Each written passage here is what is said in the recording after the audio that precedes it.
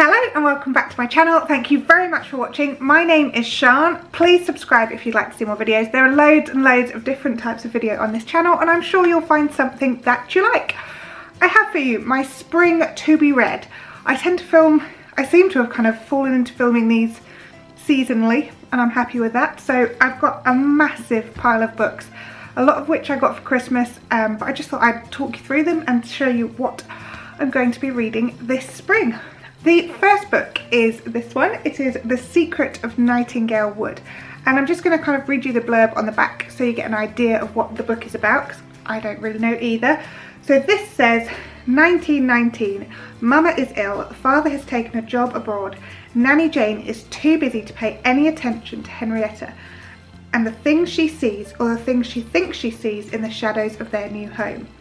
All alone, Henry discovers that Hope House is full of strange secrets, a forgotten attic, ghostly figures, mysterious firelight that flickers in the trees beyond the garden. One night, she ventures into the darkness of Nightingale Wood.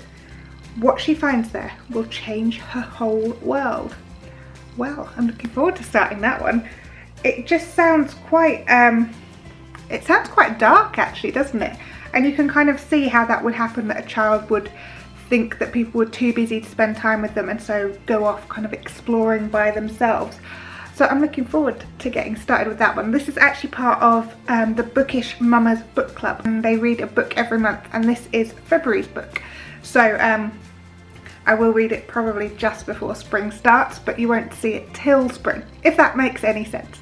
But yeah, I'll leave a link to the group below because it's full of mums who like to read and can have really nice discussions about the books, and it's a really nice group to be in.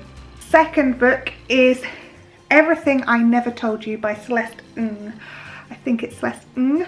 And I have just finished Little Fires Everywhere by Celeste Ng and I loved it so much. It totally took over my head. I loved just the characters, and I've wanted to read it when I wasn't reading it basically, which I don't find happens that often with books, and I loved it. So I really, really want to read this one. I don't even know what it's about. On the back it says, so begins this exquisite novel about a Chinese-American family living in 1970s small town Ohio.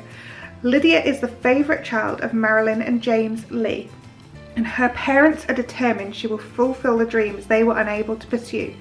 But when Lydia's body is found in the local lake, the delicate balancing act that has been keeping the Lee family together is destroyed, tumbling them all into chaos.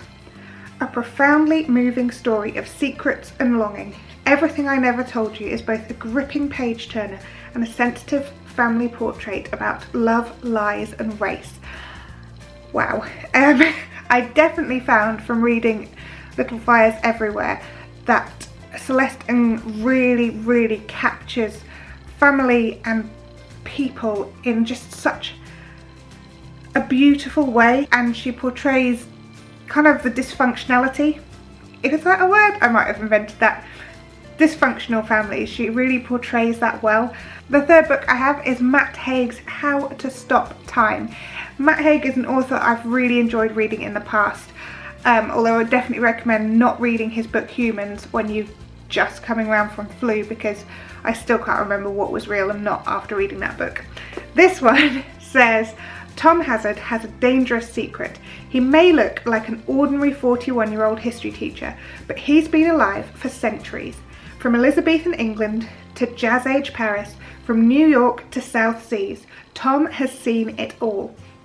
As long as he keeps changing his identity, he can stay one step ahead of his past and stay alive. The only thing he must not do is fall in love. ...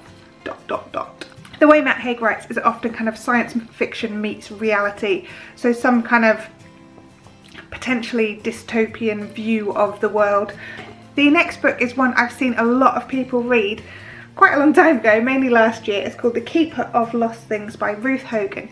And this one says, Anthony Perdue spent half his life collecting lost objects, trying to atone for a broken promise many years before. Realising he's running out of time, he leaves his house and all its lost treasures to his assistant Laura, the one person he can trust to reunite the thousands of objects with their rightful owners. but the final wishes of the Keeper of Lost Things have unforeseen repercussions, which trigger a most serendipitous series of encounters. And I am one to judge a book by its cover, always. I'm shameless like that, and this one I really love. So I'm hoping it's going to be as good as its cover.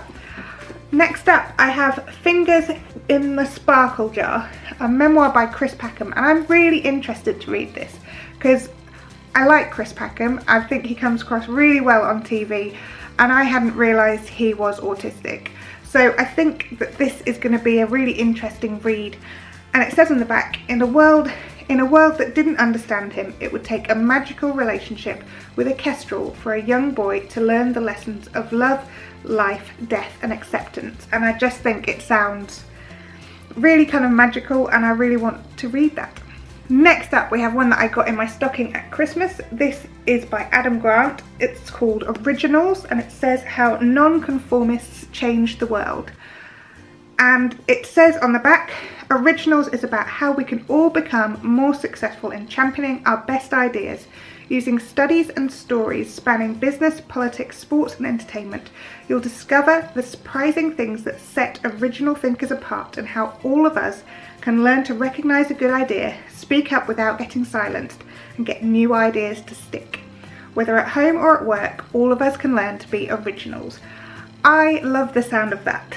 I like to think I'm quite creative. I come up with good ideas, but I'm really not very good at standing up for myself or promoting myself, and I find all that really hard. So I'm looking forward to this. It's not the kind of book I would normally read, but it looks really good. Having read Britt Marie Was Here and A Man Called Ova, it was recommended that I read My Grandmother Sends Her Regards and Her Apologies by Frederick Backman, who wrote the other two books. And I love his books. I love the way he writes. He just captures humanity basically in his books, and it's just a pleasure to read, even though it's awkward to read, if that makes sense. This one says, to most people, 7-year-old Elsa's granny is eccentric, if not crazy.